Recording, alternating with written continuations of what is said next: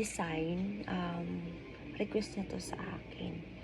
So, nakita ko tong design na to sa Pinterest.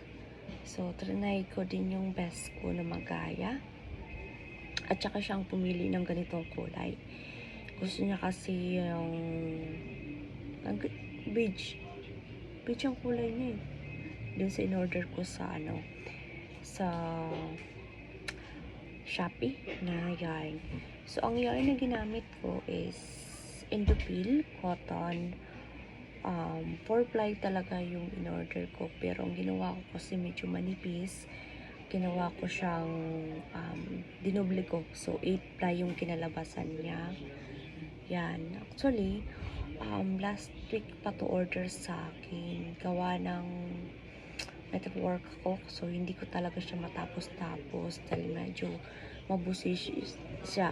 So, kailangan kasi ang bilang nito is talagang nakasustain. So, pag halimbawa, hindi nagtutugma yung kailangan tas-tasin, balik na naman ulit sa pinaka So, ito naman ang ginawa ko dito. Sarili kong idea to. Kasi parang masyado siyang plain dito sa taas. So, I decided to, ganito lang. Gawan siya ng konting design na nagmamatch din sa color ng, sorry, strawberry kasi to dun sa nakita ko. Pero dapat red to. Pero gusto niya kasi pink. So, ito. Taran!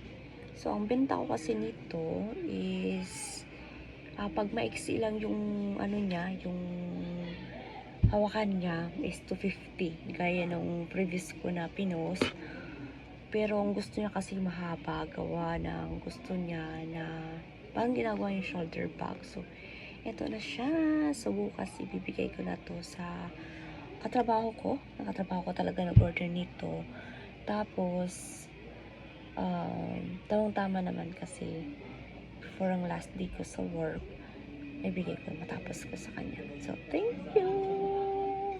So, ang benta ko sa pala nito is 270 gawa nagpa-extend siya. Goods!